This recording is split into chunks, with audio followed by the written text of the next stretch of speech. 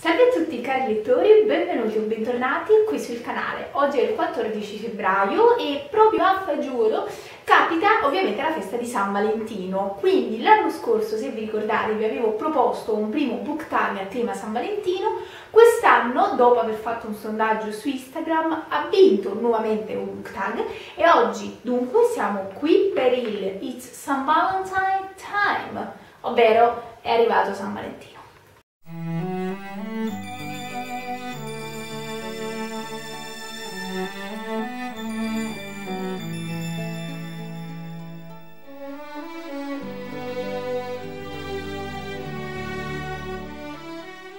Partiamo subito, sono 9 domande ed è stato molto difficile scrivere, trovare in qualche modo le risposte a questo book tag, perché come sapete ho impacchettato tutti i miei libri, quindi sono veramente dovuta andare a memoria, ho dovuto fare uno sforzo che voi neanche immaginate per provare a ricordarmi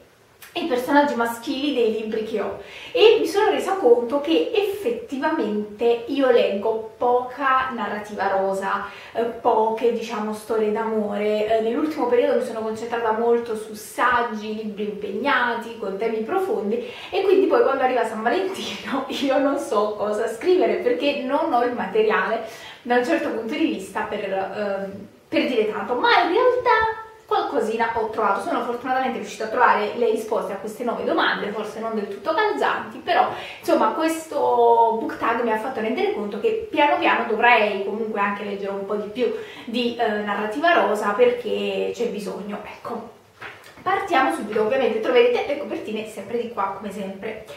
Allora, prima domanda, il libro più romantico. Qui volevo proporvi qualcosa di letteratura classica, ma alla fine poi ho cambiato idea e vi propongo un libro che secondo me è comunque quello lì più romantico. Se parliamo di romanticismo, ma non solo, se parliamo di una storia d'amore, ecco, che vi prende,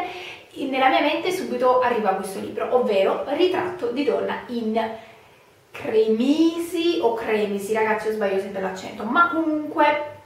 l'avete visto, insomma è stata la prima o la seconda recensione che ho fatto qui sul canale di un libro che mi ha colpito tantissimo, veramente uno di quei libri che vorresti vedere al cinema, in tv, a teatro, H24 insomma. So che recentemente Brunella l'ha letto e dopo tanto tempo, perché lei l'aveva abbandonato, l'ha riletto e ha detto che l'ha amato, quindi io vi consiglio, se ancora non l'avete fatto, di recuperarlo, perché peraltro è un libro che in formato cartaceo trovate a un prezzo veramente scontato, ma lo trovate anche in formato elettronico, quindi mi raccomando provateci, perché io personalmente me ne sono innamorata, quasi quasi lo rileggerò appena sarà possibile a sto punto.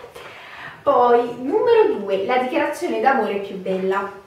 Allora, adesso qui voi sapete, chi mi conosce, che io ho l'abitudine di sottolineare a matita nei libri che leggo le frasi che mi colpiscono di più, che possano essere frasi filosofiche, dichiarazioni d'amore, frasi ecco veramente da applicare nella vita di tutti i giorni. E quindi nel momento in cui io ho tutti i miei libri impacchettati, con loro sono impacchettate anche le frasi. E quindi non ho potuto veramente trovare un libro e andare a cercare, perché appunto sono a mani vuote, e quindi qui vi propongo in qualche modo un libro che comunque è ricco di scene famose, è ricco di dichiarazioni famose, ovvero Via col vento di Margaret Mitchell, che fu protagonista dell'autore del mese, credo dell'anno scorso, insomma della vecchia edizione, e che era anche poi il gruppo di lettura con Martina Belli, che però appunto io avevo recuperato in ritardo, diciamo, sul finale. È ovviamente una grande storia d'amore anche lì, ci sono delle frasi famosissime di Rhett Butler, che è un personaggio che adoro, francamente devo dire la verità, dopo Edmond Dantes è veramente l'uomo col quale mi piacerebbe vivere, nonostante si tratta un po' così, però è uno di quegli uomini che appunto vuole, secondo me, comunicare alla donna che deve essere indipendente, che deve comunque non dipendere da un fidanzato, ma avere la propria dignità, la propria forza, i propri sogni, ai quali ovviamente un uomo come Rhett può affiancarsi. Ma al di là di questa parentesi, lì c'è una famosa scena, quella lì del bacio, che appunto purtroppo ve la vorrei leggere, ma non ho qui la materia prima per leggerla, ma comunque è uno dei libri dove, devo dirvi la verità, la storia d'amore non è banale, non è scontata, ed è veramente un libro magnifico. Numero 3. l'autore o il personaggio letterario più romantici. E qui in realtà vi parlo di due autori per due motivi diversi, non perché siano sostanzialmente romantici in sé per sé i libri che scrivono o perché loro si lasciano andare a grandi dichiarazioni, ma semplicemente perché alcuni dei libri che hanno scritto sono comunque densi dell'amore. Il primo è ovviamente Tolstoi con Anna Karenina, ma anche in Guerra e Pace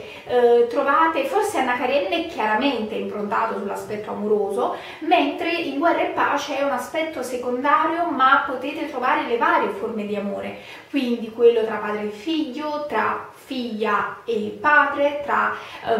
amici, trovate anche l'amico che è innamorato di te ma tu non te lo fili e quindi lo friendzoni, troviamo invece il grande amore, quello che tu pensi essere il tuo grande amore che però ti ha delusa, cioè Guerra e Pace è proprio secondo me uno spaccato dei sentimenti umani, soprattutto per quanto riguarda l'amore, oltre ovviamente a tanti altri. Quindi da un lato vi propongo Tolstoi, dall'altro invece vi inserisco Alexandre Dumas, il mio autore preferito, come sapete, che non perché appunto ci siano libri ricchi d'amore, Alexandre Dumas è l'autore perfetto se voi volete l'avventura, se voi volete cercare l'intrattenimento, la profondità, ma anche quella voglia di andare avanti e di leggere, di scoprire come va a finire la vita dei nostri protagonisti, però anche lì ci sono delle scene d'amore non banali. Ecco, in Alexandre Dumas l'amore si inserisce all'interno della storia, dell'avventura, delle emozioni, secondo me col giusto peso, col giusto equilibrio, e tanto per esempio nei Tre Moschettieri quanto nel Conte di Montecristo c'è una coppia, ovvero Valentina e chi era là? Maximilien, se ricordo bene, e anche lì grande storia d'amore, quindi insomma secondo me merita.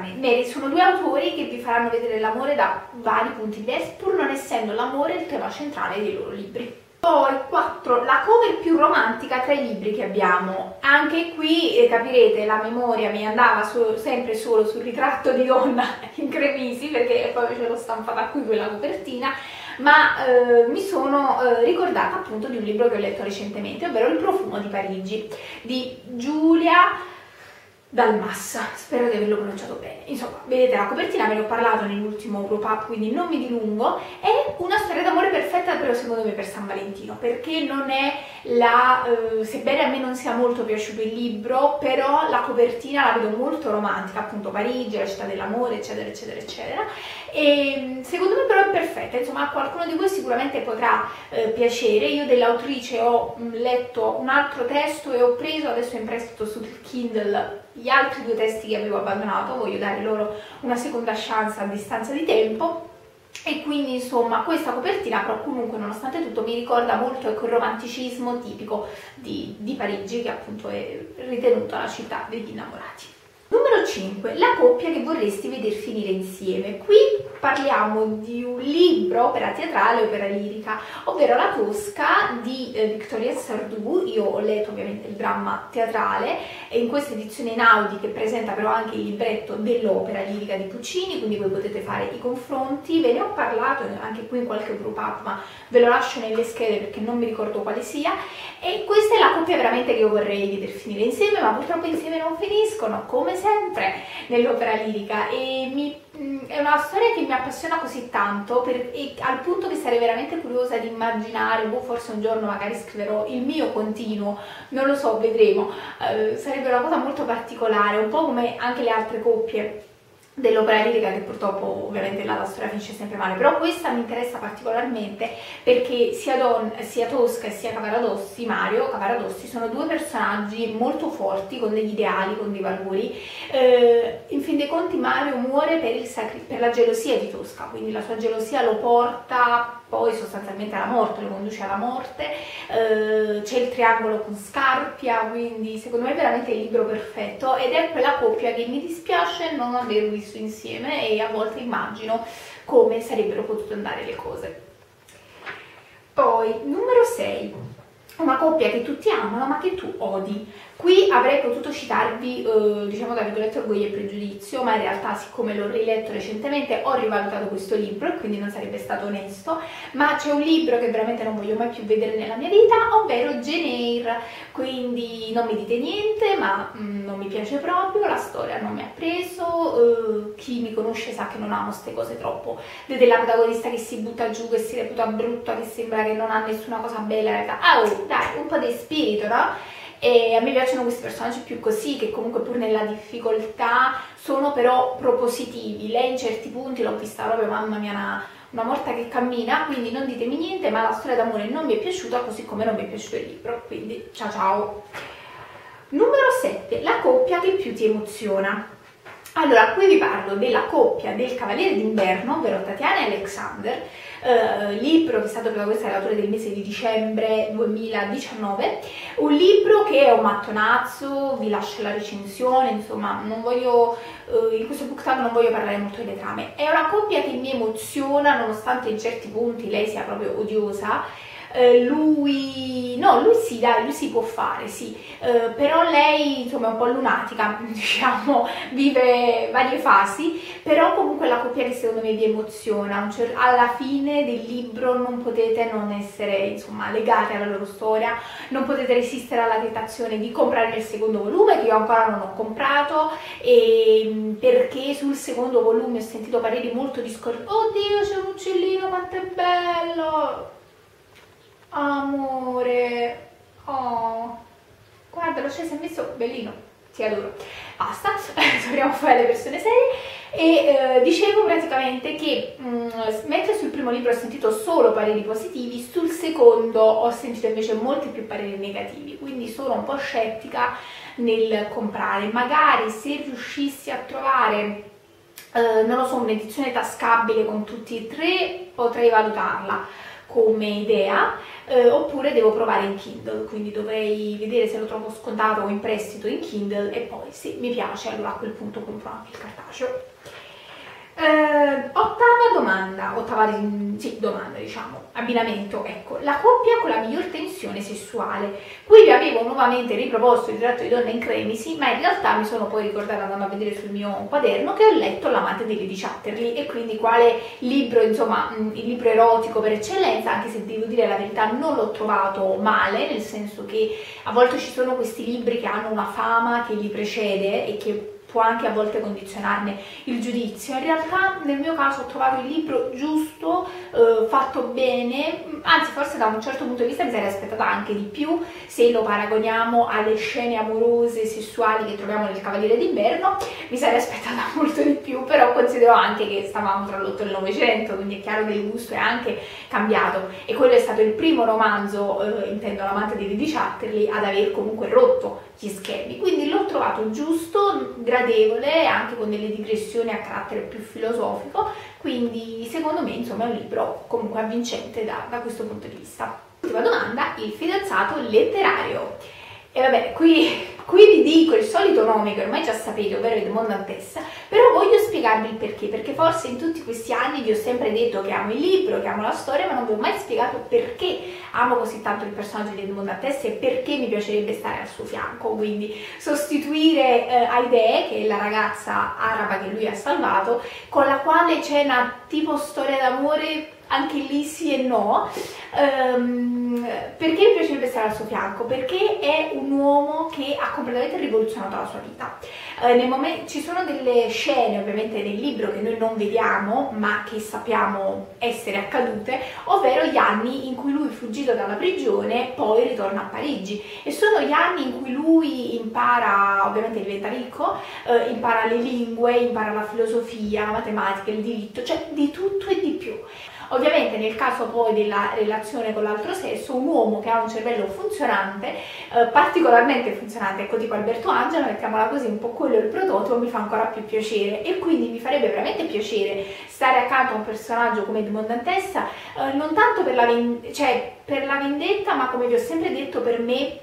la sua storia non è una storia di vendetta ma di giustizia, l'ho sempre vista così, e quindi stare accanto a un uomo che ha superato tantissime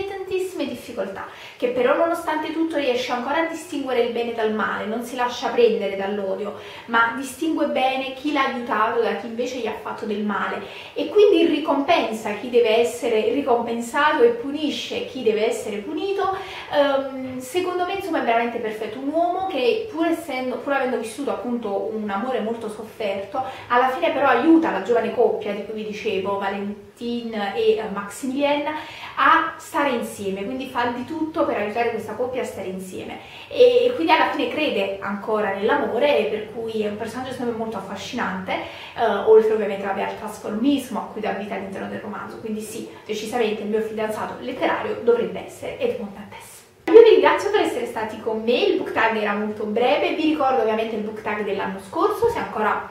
non l'avete visto. Noi ci vediamo prossimamente con qualche video, non so quale perché ho preparato la programmazione ma non ho ancora ben chiara l'idea, quindi io vi ringrazio come sempre per essere stati con me, noi ci vediamo prossimamente e ricordatevi che la lettura sia sempre con voi, ciao!